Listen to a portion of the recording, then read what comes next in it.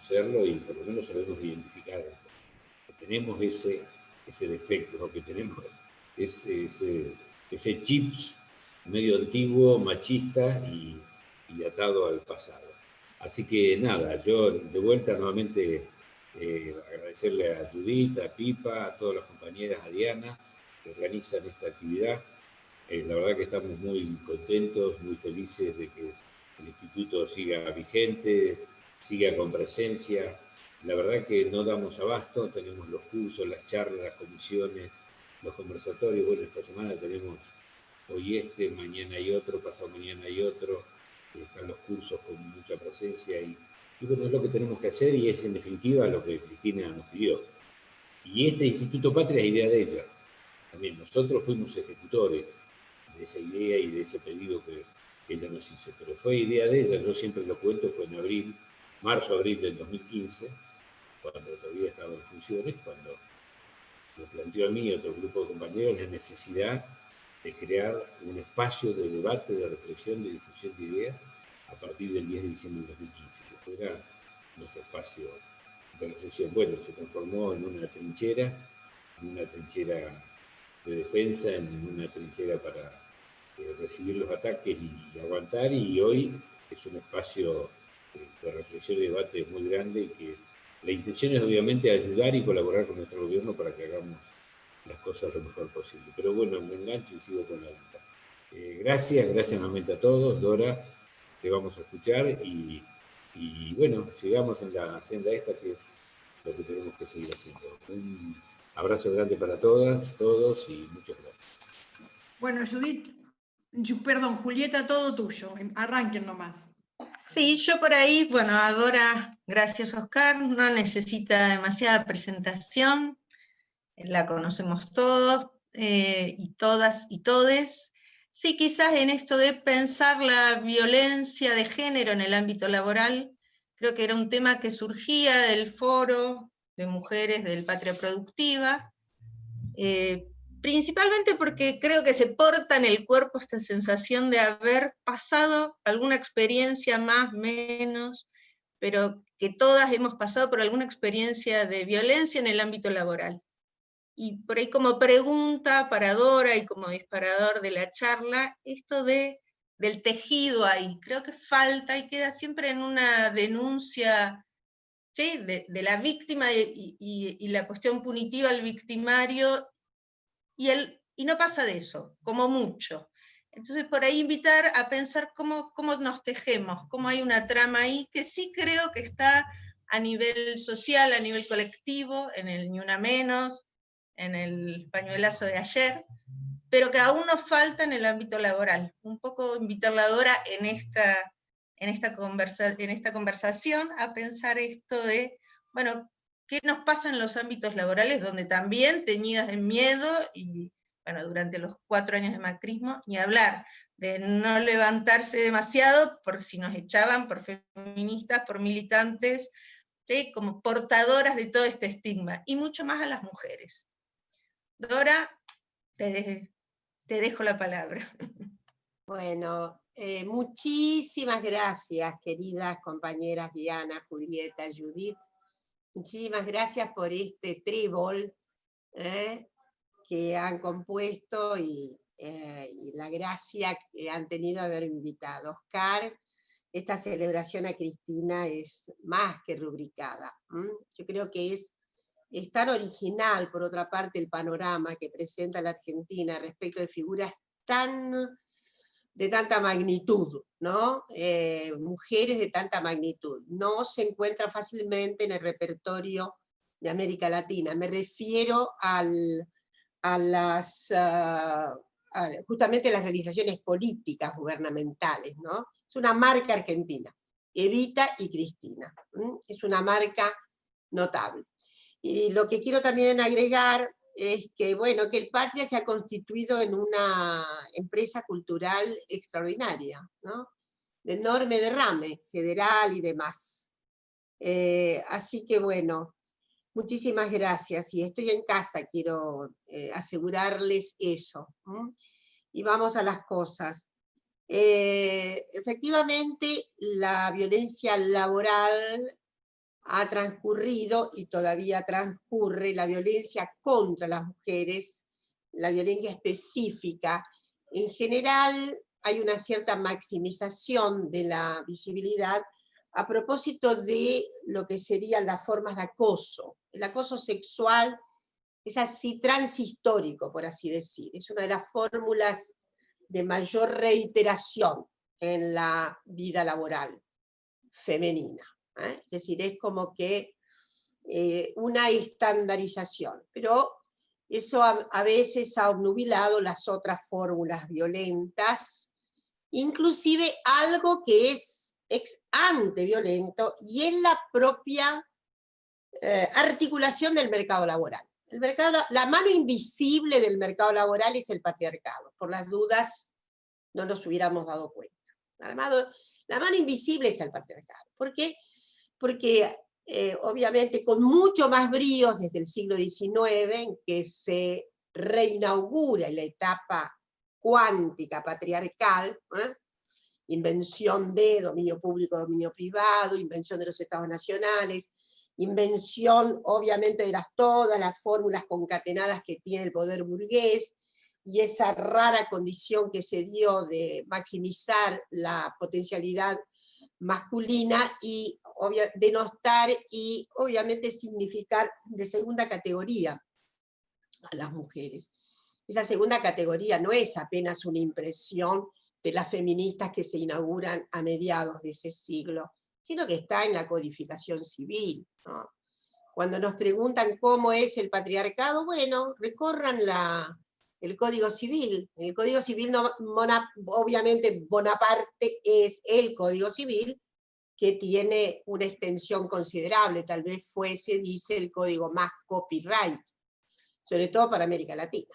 Pero, una podría decir, la metaestabilidad del patriarcado en las fórmulas del Estado, del orden jurídico. Digo, metaestabilidad es un concepto que usaba a menudo Celia Amorós, y que lo saca en realidad de Sartre. El patriarcado es metaestable, más allá de algunos craquelés, tiene una estabilidad metaestable transhistórica. Entonces, lo que quiero decir es que nuestro Código Civil es de finales del 19, bueno, no es 1804. En 1869, puesto en vigencia, en 1871.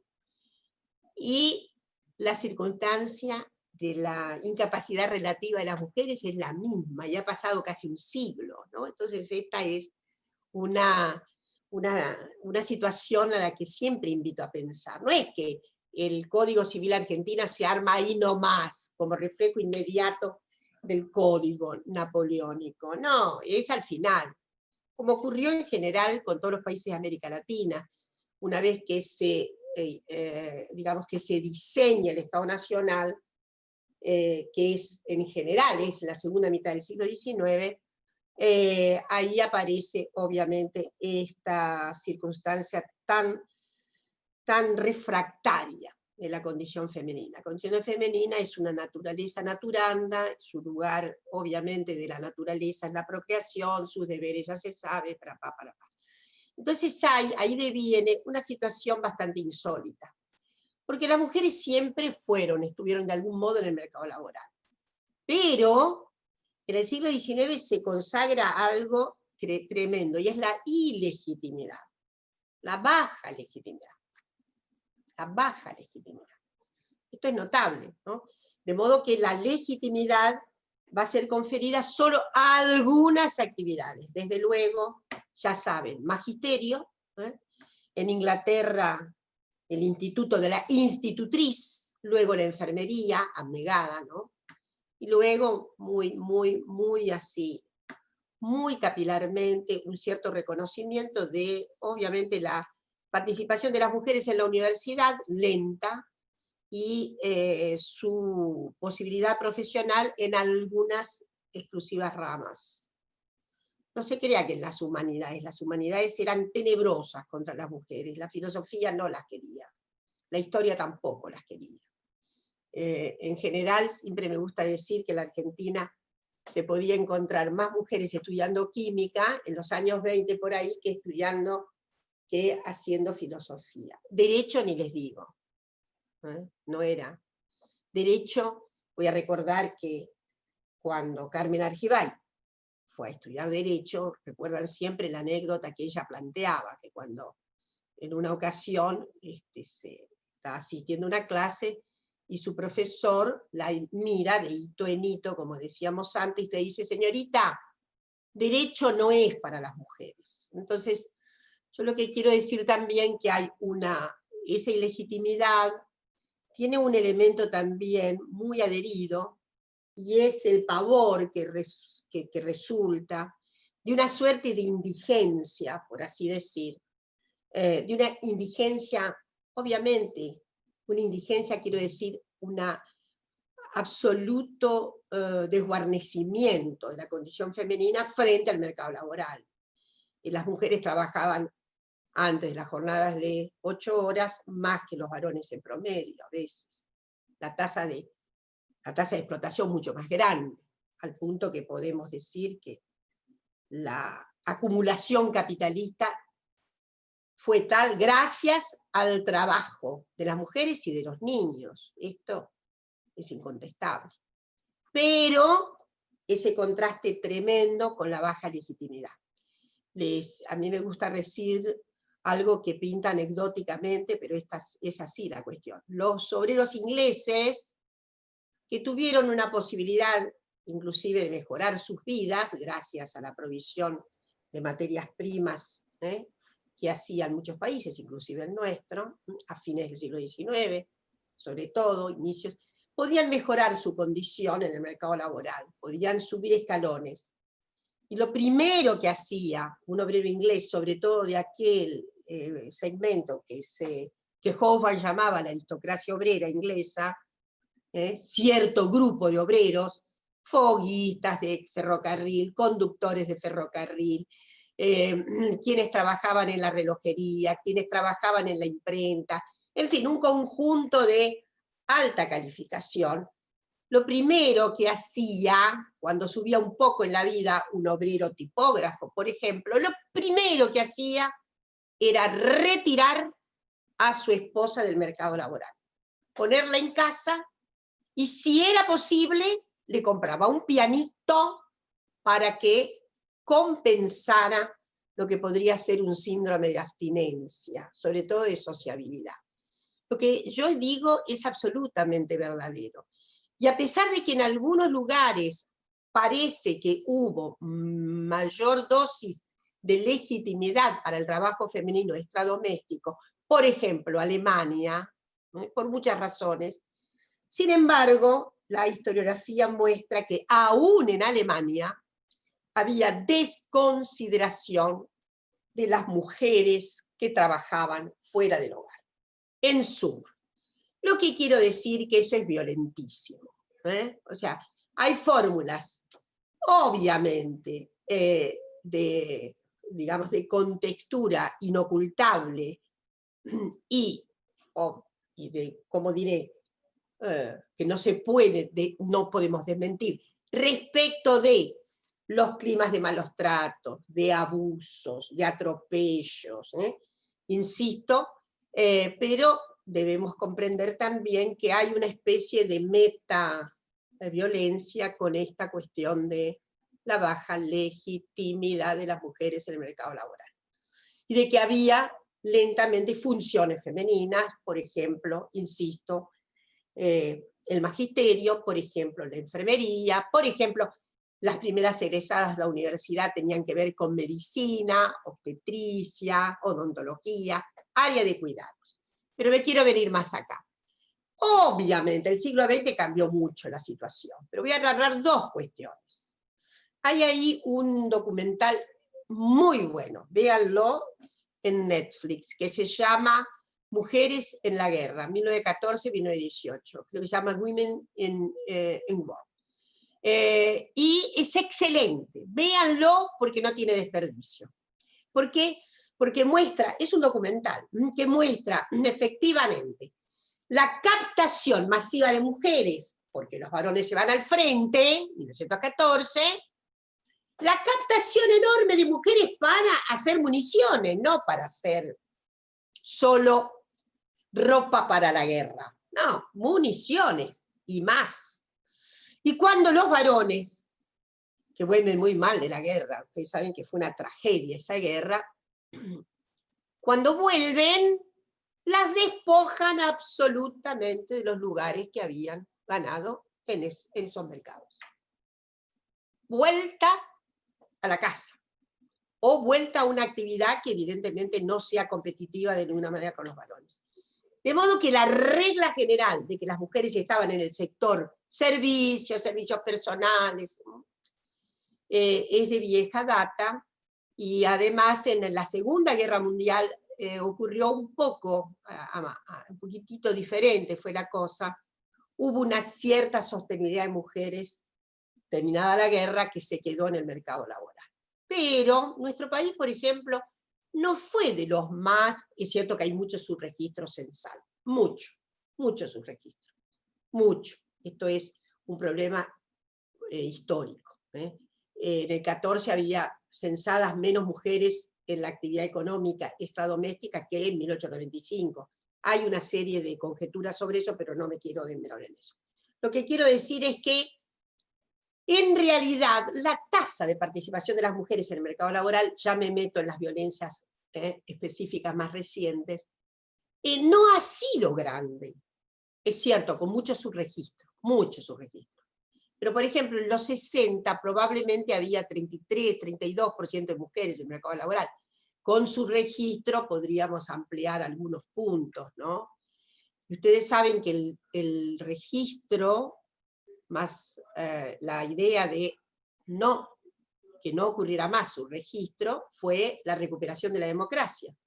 Cuando devino la recuperación de la democracia, hubo un empeño para que se eliminara de la actividad censal el subregistro de las mujeres. Por eso ahora se pregunta 2 veces. Entonces era muy común que el censista, o la censista, diera por descontado, una mujer estaba, supongamos, aún en un medio urbano, o urbano o rural. Yo le preguntaba, ¿usted trabaja fuera de casa, hace alguna actividad? Y la mujer dijera, no, listo, a otra cosa. Ahora hay que preguntarle, ¿usted se ve que tiene gallinas, chanchitos, algo? Perdón, ¿usted ha tenido alguna ocupación vendiendo huevos, por ejemplo? Ah, sí, yo vendo tantos huevos. Ah, sí, yo vendo gallinas, ahí la fórmula que hoy usamos, hay que repreguntar. A las mujeres hay que repreguntarles y no dar por sentado que las mujeres no tienen actividad económica. Entonces, esto es un problema que siempre ha sido subyacente. Pero lo que quiero decir es que ahora, y ya me vengo bien al presente, la tasa de participación de las mujeres en el mercado laboral tuvo un momento agudo cuando, en la crisis tremenda de los 90. Cuando hubo desempleo abierto, cuando los varones perdieron el empleo, las mujeres salieron a como pudieron a procurar trabajo fuera de la casa. Y obviamente hubo tasas de desempleo enormes, mayores en las mujeres que en los varones. Eso es lo que quiero decir. La PEA, la población económicamente activa, ustedes saben que es un indicador fundamental que junta a todas.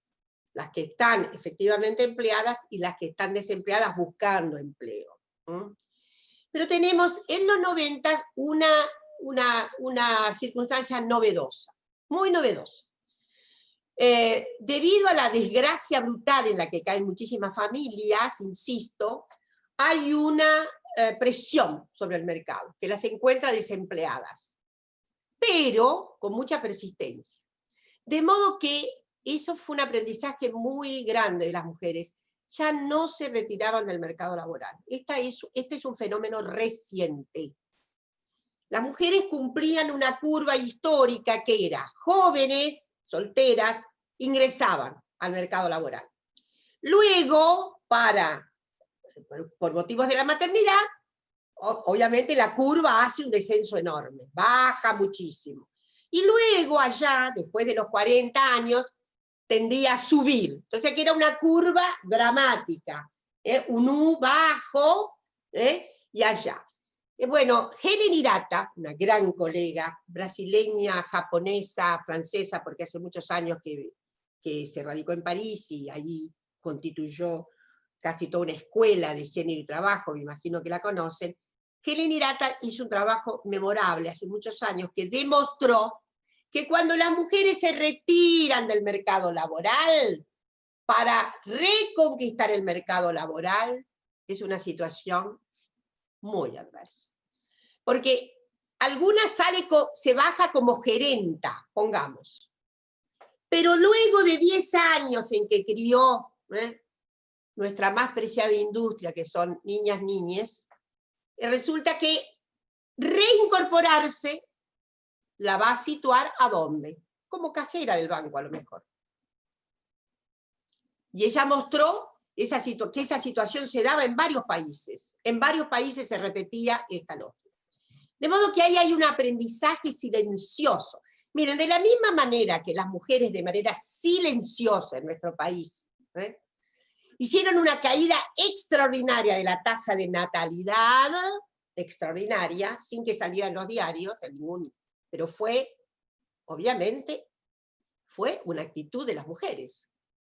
Absolutamente, de ahí la cantidad de abortos que había, históricamente. Ustedes piensen bien que nosotros entramos en la llamada transición demográfica muy tempranamente. Argentina con Uruguay se sitúa en los países de temprana transición demográfica. ¿Qué quiere decir? Que aún antes de bajar la tasa de mortalidad, bajó la tasa de natalidad, y bajó, y bajó, y bajó, y bajó, y bajó. Y bajó. ¿No? Entonces, este es un fenómeno muy nuestro. Países que han ingresado a la transición demográfica muchos años después, Brasil, por ejemplo, México, mucho, no hace tantas décadas que estos países, en cambio Argentina es pionero. Entonces, no me quiero perder y decirles, las mujeres aprendieron la durísima lección de que si se bajan del mercado laboral, el reingreso es un parto. Entonces, hay ahí, ustedes lo ven, una tendencia a la estabilidad. No importa, se tienen los niños, pero hay que hacerle al mercado laboral. Sobre todo aquellas que construyen, bueno, currículos profesionales o biografías interesantes, etc. Entonces, quiero decirles que también subió la tasa de legitimidad. Hoy no vamos a encontrar un patriarca en promedio, como se encontraba en 1940, que decía, no, te tenés que quedar en casa a cuidar a los chicos. Pero hoy hay inclusive un fogoneo al revés. Hay algunos varones jóvenes que por ahí se quejan de que sus mujeres no quieren ir a trabajar o algo así, no sé, ¿no? Pero bueno, quiero decir que hay una alteración muy grande de la cultura, enorme alteración de la cultura, que por ahí no la percibimos. Y hay una alteración extraordinaria, porque obviamente en los años que fuimos felices, ustedes ya saben cuáles son, ¿no? Aquellos años, obviamente la participación de las mujeres fue subiendo notablemente, porque se abrió más el mercado laboral, se abrieron más las posibilidades, se abrieron más universidades, se abrieron más, y además la Argentina estaba en expansión absoluta entre el 2003 y el 2, por lo menos en algunos momentos más y menos, pero lo que sí está muy, muy estudiado es la expansión sobre todo de oportunidades en el mercado laboral para las mujeres. Y ahí quiero situarme.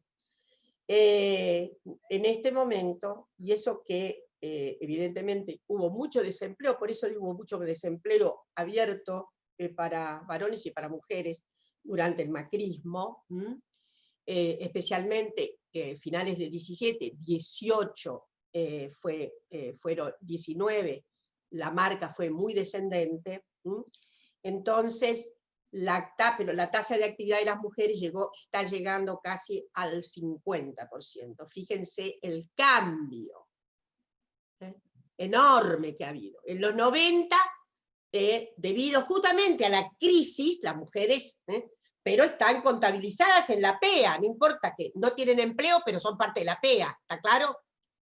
Están buscando trabajo.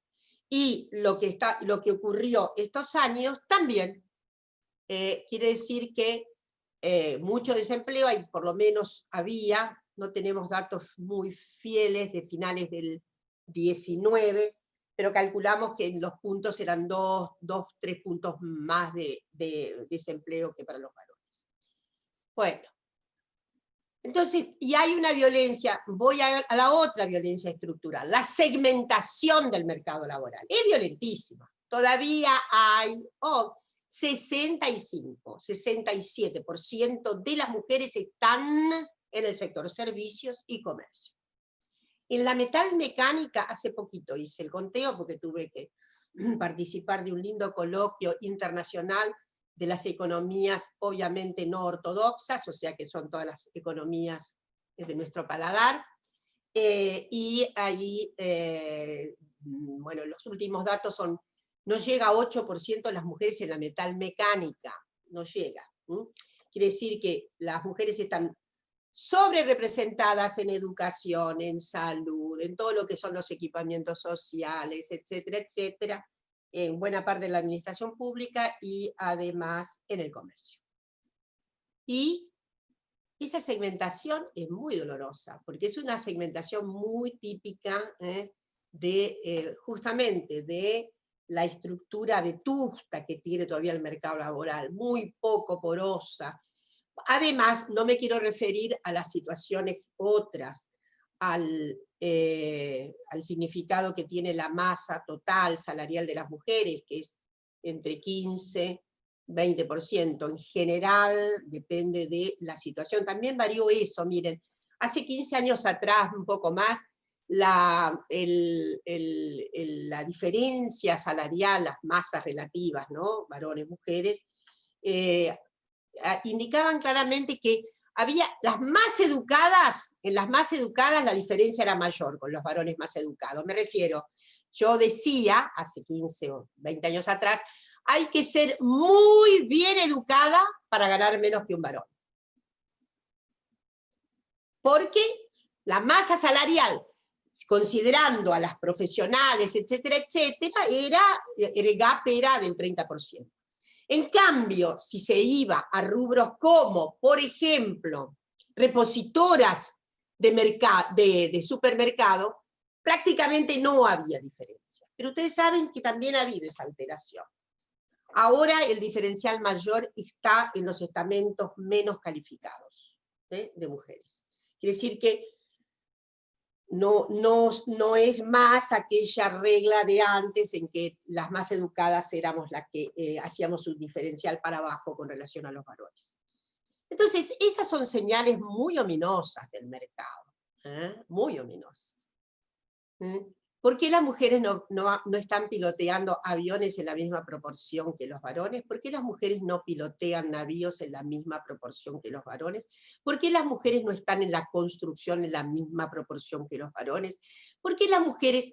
¿Por qué? ¿Por qué? ¿Por qué? Bueno, ustedes ya saben, ahí obviamente hay una matriz cultural patriarcal. Eso está asociado a un trabajo todavía no del todo legítimo. Está legitimado ahí donde el oficio se parece más a Elias. Elias son buenas educadoras, son buenas cuidadoras. Ahí donde los oficios se parecen más a Elias, ahí están sobrerepresentadas. Entonces, esto es un aspecto violento que yo quería considerar antes que nada, porque esto es lo que tenemos que superar. Tenemos que superar, ahí hace falta política pública y política pública y política pública. Política que haga mecanismos diferenciales fiscales, incentivos. Los otros días estuve hablando con Alicia Kirchner a través de plataformas y tal, y ella me parece que tomó, y le dije, hay algo ¿qué queremos decir con generizar toda la posibilidad de oferta o de activación económica que da el Estado? Por ejemplo, licitaciones de obra pública. ¿Por qué no califican mejor aquellas empresas que se disponen a contratar más mujeres? Debería ser una distinción calificatoria. O personas de la diversidad, en la diversidad. Y Alicia apuntó mucho. ¿Por qué no? Porque es un mecanismo de gran habilitación. Mire, la empresa ofrece esto, pero además se compromete a esta situación. Esto es uno. Otro, por supuesto, estoy muy detrás, digo porque estoy entusiasmando a algunas compañeras y compañeros del gobierno para que hagamos también, a ver si llegamos más adelante con políticas fiscales que dicen, bueno, una empresa, ¿no?, que quiere importar maquinaria, bueno, paga menos por importación si se compromete a ampliar la planta con un porcentaje de mujeres y de personas trans, por ejemplo, ¿no? Estos son mecanismos que se han usado, en Europa se han usado y han dado bastante eficacia, porque hay, ni hablar de todos los incentivos que necesitamos, por ejemplo, para que haya más mujeres en las carreras duras y misóginas. Y cuando digo duras, misóginas, hablo ingeniería mecánica, ingeniería civil, ingeniería del petróleo, informática, ¿no? Porque las ingenierías blandas están muy sobrerepresentadas las mujeres. Por ejemplo, en bioingeniería hay muchísimas mujeres. De hecho, el CONICET, ¿saben dónde está la mayor parte de las mujeres? Una pequeña pregunta insidiosa que les hago. ¿Dónde está la mayor parte de mujeres del CONICET? ¿En cuál de los...? Hay 4 grandes renglones en el CONICET. Tecnologías, ciencias exactas y naturales, ciencias biológicas y médicas, y ciencias sociales y humanidades. ¿Dónde les parece que hoy hay más mujeres que varones? Se ganan el bingo, les ofertamos algo, a ver qué da. Sociales. Sociales. Ciencias Sociales. ¿Quién más? Biológicas. Biológicas, ¿quién dijo biológicas? Yo, ahora Laura Bravo. Biología, sí, biología. Laboratorio. Biológicas. Es Pero notable. estoy haciendo trampa porque diste una charla en el Ministerio de Ambiente y ya lo dijiste, pero bueno. Ay, qué sinvergüenza, claro, bueno. Biológica. Yo soy biólogo y doy fe de eso. Ay, bueno, ¿dónde estás, Eduardo? Que no te veo. Estás mimetizado. Bueno, me pongo ahí en la cámara. Ahí está, estoy Eduardo. en San Luis. ¿Qué tal? Bueno, ¿Qué tal, sí, Dora? Un bien. gran... Es una enorme mayoría, miren, bueno, tenemos unas conjeturas, aunque no tenemos todavía investigaciones, pero no me quiero perder. Ahora, vamos a el otro aspecto. Yo he señalado una especie de metaviolencia, ¿no? La violencia indicial de todo el sistema del mercado laboral. Es esta segregación que se da de manera polar, varones, mujeres, ¿no? Es muy insidiosa, es irracional, no tiene ningún ingrediente racional, tiene una lógica patriarcal, tiene la lógica del acierto. Vida doméstica es para ellas. Vida pública, actividad bastante resonante es para ellos, a pesar de las adecuaciones que ha habido en el mercado laboral. Ahora, ya en lo interno, en la vida cotidiana de las trabajadoras, obviamente, el espectáculo de las violencias está indexado en el propio CONICET. El propio CONICET, por tiempos y tiempos, había un silencio sepulcral, porque además una becaria que tuviera algún padecimiento por parte de una persecución, un obstinado acoso sexopático, todo eso significaba una angustia tremenda, sin posibilidad de resolver. Porque ¿a dónde va una joven becaria cuyo director está especializado y a dónde va? ¿A qué lugar? Porque además, en estos ambientes tan racionales, suelen jugarse las posiciones más irracionales.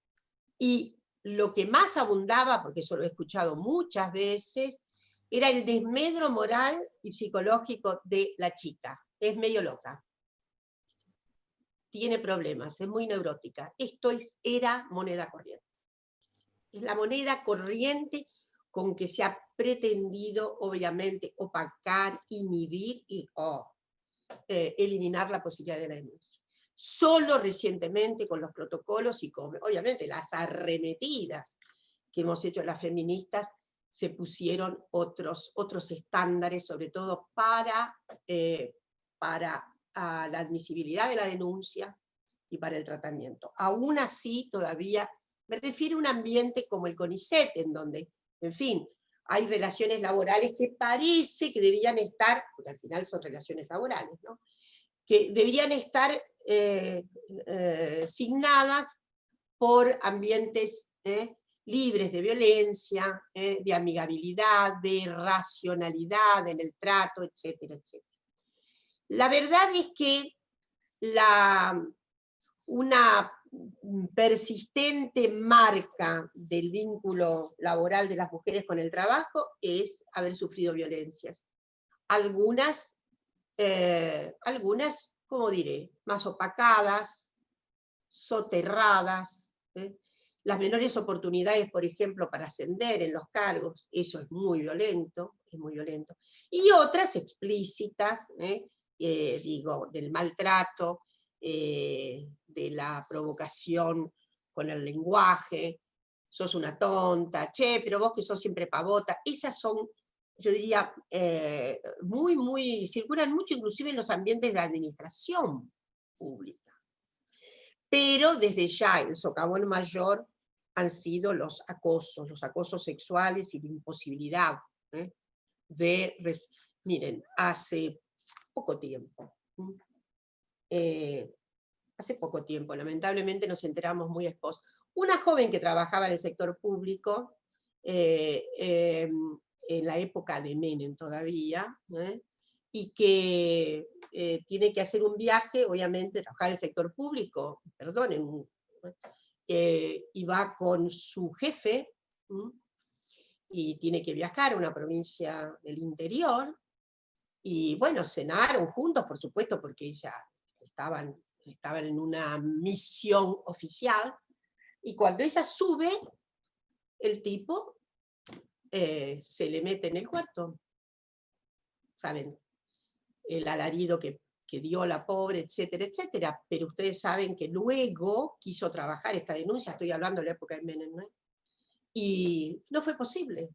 No fue posible. Porque no había una posibilidad de vehiculizar la denuncia, o había tratándose de su jefe, ¿no? Entonces tuvo ¿qué ha sido lo habitual? ¿Qué ha sido lo habitual? Pedir el pase. Lo habitual ha sido, con esto no se puede. Esto es una guerra de David y Goliat, entonces acá mejor nos vamos. Yo estoy hablando de momentos en donde todavía la cristalización de todas nuestras luchas no había coagulado, no teníamos la 26485, teníamos la primera ley que obtuvimos sobre violencia fue la de violencia doméstica, les voy a recordar, ¿no? Si mal no recuerdo, 1994, fíjese, la violencia era contra la violencia doméstica, que fue muy replicada por todas las provincias. Voy a recordar que todas las provincias tienen una ley inicial contra las violencias, cercando la violencia doméstica. Pero bueno, hemos andado un largo camino. Y hoy, desde luego, contamos con una circunstancia que también es nueva, como la resolución 190 de la OIT. La resolución 190, que demoró mucho, fíjense. Voy a recordar que esto fue en junio, en la 108 reunión, y que las delegaciones argentinas, la que se abstuvo de la firma fue la representación empresarial, ¿no? Un default un poco grave, pero bueno, la explicación era que si no estaban todos de acuerdo, no sé cómo fue la historia. Pero obviamente nuestras representaciones sindicales y el propio Estado se comprometieron a convalidar por ley la resolución, y así ha sido.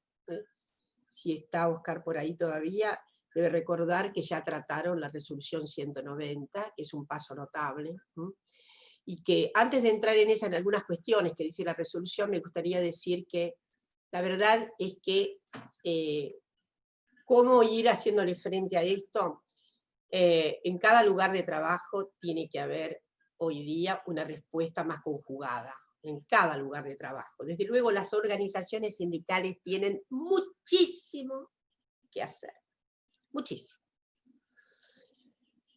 Todo el sector público tiene que haber, en todo el sector público, en el trabajo del sector público, tiene que haber, en todos los organismos tiene que haber protocolos. No, yo no concibo que haya organismos que no tengan protocolos todavía para actuar. Las universidades argentinas ya tienen protocolos. Tenemos 55, ¿no? Universidades, y creo que estaban faltando muy pocas, las muy nuevas, que todavía no habían protocolizado esto. ¿Por qué tener protocolos es una medida muy importante? Es una medida muy importante porque es como un código de procedimientos el protocolo. Se sabe a dónde llevar la denuncia, cuáles son los modos de accionar la denuncia. Si ustedes se fijan en los protocolos estándares que andan por ahí, sobre todo los protocolos que tienen las universidades y que ahora tienen muchas entidades públicas, el CONICET tiene, por supuesto, el propio Ministerio ahora tiene, en fin, ha ido cundiendo, yo creo que deriva casi obligatoriamente de la ley Micaela. La ley Micaela estaría obligando, es una de las consecuencias que debe tener. ¿Por qué? Porque el protocolo también es un acto pedagógico, y les voy a decir por qué. En la medida que por ejemplo, que las propias organizaciones sindicales, cuando se trata del sector público, es relativamente más fácil. Relativamente más fácil. Porque obviamente hay un estado de sensibilidad, porque efectivamente además en este momento hay toda una, ¿cómo decirlo? Hay todo un cauce que gravita en torno de la igualdad de género, etc. Entonces es relativamente fácil. Y desde luego los organismos de agremiación que tiene el sector público también de algún modo están muy adecuados a la protocolización. Esto es casi indiscutible. El problema es todo el trabajo en la actividad privada, que además la actividad privada no puede tener ley Micaela obligatoria. Yo, por ejemplo, cuando me preguntan digo no, porque eso es banalizar a la ley Micaela. Usted imponga en el mercado general esto y no lo va a cumplir nadie, va a envilecer rápidamente la ley. O sea, porque efectivamente la sociedad civil, bueno, organizada a través de la actividad económica, evidentemente ahora yo creo que sí, grandes conjuntos societales por su vertebración deben tener ley Micaela. Por ejemplo, las organizaciones sindicales. Las organizaciones sindicales deberían tener ley Micaela. Y otras organizaciones societales que tienen mucha agregación de sentido porque gravitan. Por ejemplo, los clubes de fútbol y demás. Son muy gravitantes, son entidades que tienen una marca societal que es indiscutible, que gravitan, Entonces, a mí me parece que esas dos grandes entidades, hace poco, con las compañeros de Neuquén estuvimos hablando de esto, y yo indiqué que no me parece que podamos tener ley Micaela para urbi et orbi, toda la sociedad, porque nadie no lo cumpliría. Pero sí, evidentemente, tenemos cómo hacer cumplir, obviamente, la reciente ley que tiene nada menos que el enmarcamiento de la resolución 190. Y yo creo que ustedes conocen cómo es la resolución, pero es notable porque ustedes saben que dice, recordando los instrumentos, Declaración de los Derechos Humanos, Pacto Internacional de Derechos Civiles y Políticos, el Pacto Internacional de Derechos Económicos, Sociales y Culturales, que es muy importante ese pacto. No llega a convención, pero es un pacto muy importante. La Convención Internacional sobre Eliminación de todas las formas de discriminación, que es la CEDAW, y la Convención de todas las formas de discriminación contra las mujeres, la CEDAW, y tenemos una Convención Internacional contra las formas de segregación por orden racial. La Convención Internacional sobre Protección de los Derechos de todos los Trabajadores Migratorios, que es muy importante, y la Convención sobre Derechos de Personas con Discapacidad. Bueno, dice uno de los considerandos, ¿no? Que la violencia y el acoso son incompatibles con la promoción de empresas sostenibles y afectan negativamente a la organización del trabajo, las relaciones en el lugar del trabajo, el compromiso de los trabajadores, la reputación de las empresas y la productividad. Debería ser así. Debería ser así. Reconociendo que la violencia y el acoso por razón de género afectan de manera desproporcionada a mujeres y niñas, y reconociendo que la adopción de un enfoque inclusive integrado que tenga en cuenta las consideraciones géneros y aborde las causas adyacentes y los factores de riesgo, entre ellos los estereotipos de género, las formas múltiples e interseccionales de discriminación y el abuso de las relaciones de poder por razón de género, es indispensable todo esto para solicitar que termine la violencia y el acoso en el mundo del trabajo. Pero hay algunas cosas que, por ejemplo, el artículo 1 dice, a efectos del presente convenio, la expresión violencia y acoso designa un conjunto de comportamientos y prácticas inaceptables, o de amenazas de tales comportamientos y prácticas, ya sea que se manifiesten una sola vez, o de manera repetida, que tengan por objeto que causen o sean susceptibles de causar un daño físico, psicológico, sexual o económico. E incluye la violencia y el acoso, obviamente por razón de género. En fin. Y luego otra cosa que me gustaría decir es que la ley sancionada dice, se aplica la violencia y el acoso en el mundo del trabajo que ocurren durante el trabajo, en relación con el trabajo o como resultado del mismo. En el lugar de trabajo, inclusive en los espacios públicos y privados cuando son en un lugar de trabajo. B, en los lugares donde se paga al trabajador, porque alguien puede decir, no, bueno, pero eso ocurrió en aledaños, no era en el centro mismo del corazón donde se estaba dando la experiencia laboral, sino que era en otra repartición que tiene la empresa, donde ésta toma su descanso, donde come, o en los que utiliza instalaciones. Sería una buena práctica para todas las feministas de todos los colos feministas, que pudiéramos hacer, por ejemplo, algo así como una pequeña folletería en los diferentes espacios laborales, en algunos lugares. Es cierto, insisto que la base sindical es fundamental para esta, sobre todo, transmisión de derechos. Porque ahí con esto quiero cerrar. Es importantísimo ganar derechos. Pero si los derechos no se conocen,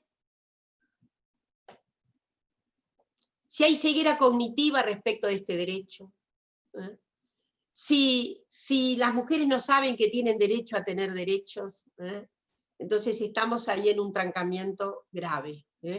Y hay que hacer que entonces corra toda la información relativa a derechos de las mujeres. Es muy probable que en alguna temporada tengamos una reforma de la ley de contrato, toda aventurada y no desventurada como quería el macrismo, es muy probable, porque hay una serie de derechos que tienen que efectivamente permear. Me parece que estamos en la hora de hacer un salto notable también por ley respecto de dos cuestiones fundamentales para mi gusto, y es cómo los derechos para cuidado se implantan entre los varones. Los varones tienen que tener mucho derecho a cuidar, y si no, no ganamos. Esto es fundamental, de la misma manera que tiene que haber un apartamiento mayor de los varones obviamente con motivo del parto. Y la última cuestión es que sí, un derecho fundamental a ganar por las mujeres en nuestro país es el aumento de la licencia por maternidad. Tenemos, cuando mucho, 100 días, depende de la articulación que se convenga. En las universidades en algunos casos ha subido a muchos más meses, pero estoy segura de que nosotros estamos con las semanas mínimas, las semanas mínimas en las que se inició. Ustedes saben que una de las primeras disposiciones de la OIT, justamente porque en el 2018 cumplió un centenario, una de las primeras disposiciones en 1918 de la OIT, ¿saben cuál fue? El derecho a apartarse para alumbrar. Fue uno de los primeros. Y nosotros tenemos todavía, perdón, una pequeña alergia. Nosotros todavía tenemos una regulación respecto de este derecho que es la básica. En muchas sociedades latinoamericanas hay por lo menos 3 que se ha incrementado el número de días. Pero también hay que fortalecer el derecho de los varones para apartarse para el cuidado inicial. Esto es, y para los cuidados. Hay que saber que para que cambiemos mucho nuestra articulación en el mercado laboral, es fundamental también que los varones ganen mucho derecho en el orden de los cuidados, que se hagan cargo de la retaguardia doméstica. Eso es lo que va a significar que se mantengan y sostengan más mujeres en un mercado laboral mucho más poroso, con actividades múltiples, en donde, bueno, este tipo de charla crepuscular dentro de un siglo no tenga ningún sentido más, será cosa del pasado. Estoy segura de que así debe ser. Estoy segurísima de que las mujeres van a abrirse camino en las actividades no tradicionales. Bueno, ¿alguna cuestión? Gracias, Dora. Estamos ya con los tiempos, que prometimos que a las 9... Sí, pero alguna pregunta si quieren. Muchísimos comentarios. Sí, hay algunas por ahí en relación a los protocolos. Ahí, bueno, esto del funcionamiento de los protocolos, y creo que es un tema como para seguir reflexionando. Fabiana y Fernanda preguntaban sobre esto, sobre cómo se sigue y qué pasa cuando a quienes cae la denuncia son les mismos empleados del organismo, empleadas, y que a veces se reproduce el círculo de violencia. Sí, evidente, eso debe contemplarse, pero el problema es que el protocolo tiene que haber una comisión ad hoc, en general hay un programa, en general cuando se establece un protocolo hay un protocolo que administra solo el sector de recursos humanos, no. En el sector público hay todo un rito. El protocolo se da para una comisión especial, a veces justamente la comisión ya existente. Ustedes saben que está reglamentada la cuestión de la triple representación en los organismos públicos, de modo que hay que garantizar que no haya ninguna colonización manifiesta. Y bueno, y si hubiera alguna situación que efectivamente deteriora, vulnera y envilece el procedimiento, bueno, cabe hacer la denuncia más y más arriba. Pero hay que tener un protocolo, porque es la manera, además la previsión de puniciones, todo eso. Y efectivamente... Sí, y lo que se recomienda es, en todo caso, que se vaya el agresor, no Elvia. Ustedes saben que eso está absolutamente indicado por todo el acompañamiento que tiene nada menos que la Convención de Belén do Pará. No está absolutamente establecido, está muy amparado internacionalmente, ¿no? supongamos, no es ella la que se tiene que mudar de lugar. Es en todo caso el agresor, hasta que, de la misma manera que la suspensión con mantenimiento de salario depende de la gravedad. Esto ha ocurrido.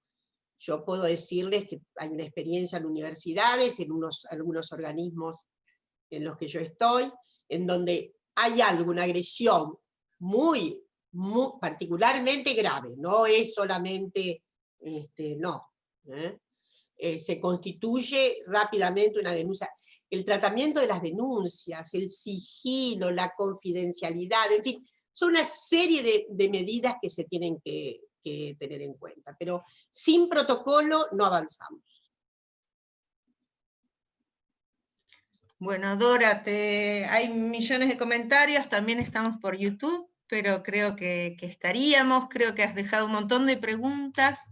Agradezco Acá está la Comisión de Igualdades y de Tratos, CIOT, dice Rocío, efectivamente, esto es fundamental también. Hay que saber que eso existe. Bueno, Dora, queridas te agradecemos. Compañeras. Dora, habla Diana Guillén, te agradecemos mucho la presencia. Yo venía viendo los chats que te venía viendo también Julieta, y veníamos intercambiando con Judith aparte. Ellos están teniendo en la FIP varias cosas con las cuales nos podemos armar alguna jornada sobre protocolos, problemática de los protocolos, qué cosas les podemos contar en esa jornada, que estamos pensando en agricultura. Agricultura está generando una unidad de transversalización por resolución del ministro, y estamos viendo el alcance de las funciones, con representación de los organismos descentralizados también. O sea, hay varias cosas que parece conducente que las armemos en jornadas específicas. A mí me parece que esto hay que repensarlo, sugiero fuertemente que en este cambio de época tiene que haber protocolos en todo el sector público, no es posible andar a tientas y a ciegas, a ver qué hacemos, qué no hacemos. Hay una serie de experiencia muy ejemplar sobre esto, qué no hacer en un tal caso. Pero esta, por ejemplo, cuando hay una denuncia grave, muy grave, contra un agresor determinado, ¿no? La primera cuestión, si es muy grave, ¿no? Tentativa, pongamos, tentativa de violación, es una circunstancia gravísima, hay que distinguirla de, la verdad, que hay que distinguir las entidades relativas para la punición. Esa, por ejemplo, debe significar una suspensión una suspensión con mantenimiento del salario. Ustedes saben que eso han hecho las universidades, pero debe ser eso. Bueno, yo no les cuento otra situación que tuvimos muy de cerca, en fin, por un tiempo, lo que hace de todas maneras el protocolo es tener prevista quién hace, cómo se recepciona, todo eso hay que hacerlo bien, y de todos modos, las personas no pierden de ninguna manera su derecho al debido proceso. Esto es la cuestión. Derecho al debido proceso. Pero hay situaciones que son muy graves y que no pueden esperar a ver que se dilate. Y eso hay que hacerse cargo de que hay que actuar. Yo les digo que lo más complicado generalmente para los protocolos, lo digo por experiencia, es ponerse de acuerdo con los equipos letrados de cada organismo. Uy.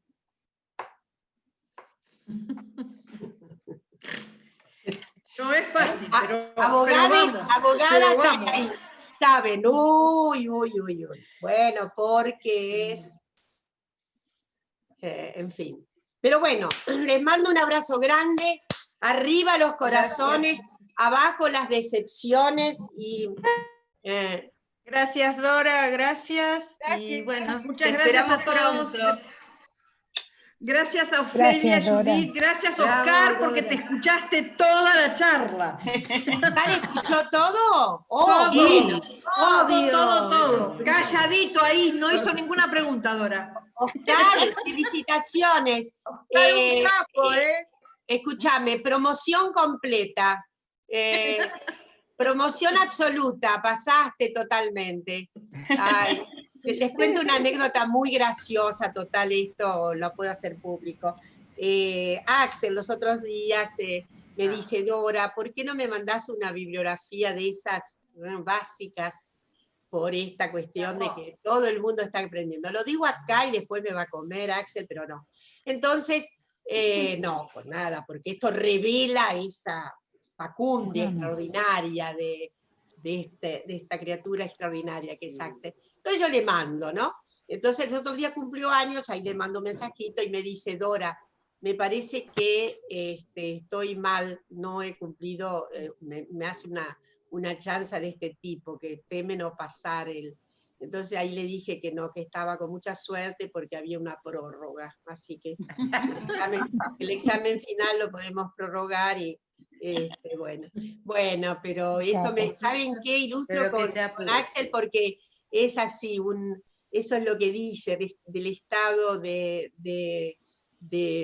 ¿cómo diré? De nueva mentalidad, Compromiso. de los compañeros, ¿no? Así que bueno, un abrazo grande. Bueno, Gracias. Gracias. Excelente, Patria, muy bien. Gracias. Muchas gracias, Vilma. Gracias, Dora. Gracias, muchas gracias. Muy buena. Gracias. Chao, Julieta. Gracias, compañeras. Chao, Juli. Gracias. Excelente, Gracias por la ayuda. Felicitaciones. Muchas gracias. Gracias, Julia. Chao, Diana. Hola, Diana. Chao. Chao, Moni. Chao, Vilma. Gracias.